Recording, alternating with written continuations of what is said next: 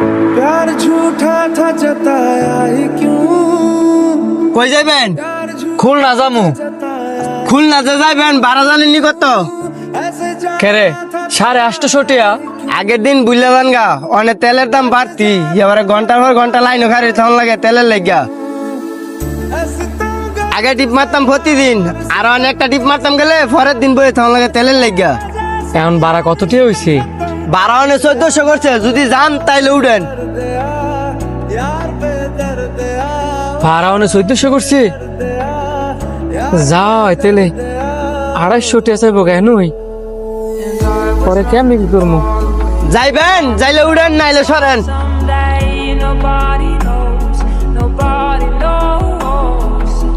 I was dancing in the rain, I felt alive and I can't complain. But no, take me home where I কি ব্যাপার ভাই, আপনি এনে বইয়ে কান্দাছেন কি লেগা? এমনি ভাই, এমনি এমনি তো কেউ কান্দে না, লগের থেকে কোনো কিছু চিন্তা মিনতে হয়েছে?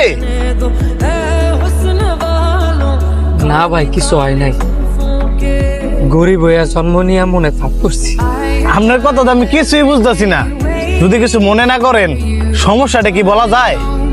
আমি একজন গার্মেন্টস কর্মী, গ্রামের বাড়ি খুলনা, নরসিংদী থেকে একটা গার্মেন্টস কাজ করি। বেতন পাই আপনার 15,000 টাকা, থাকা খাওয়ায় 5-6 টাকা জায়গা, বাড়িতে কিছু টিয়া ফাড়াই,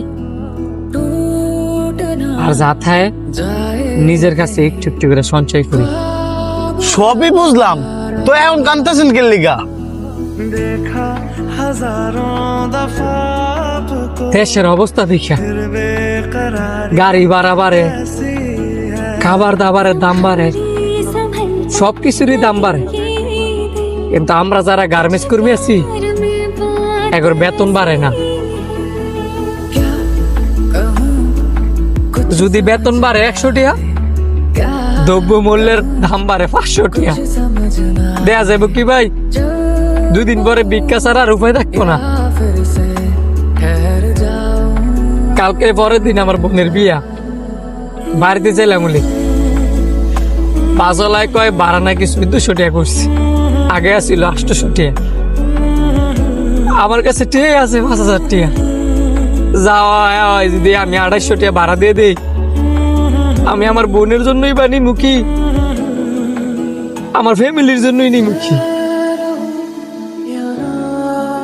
পরিবার তো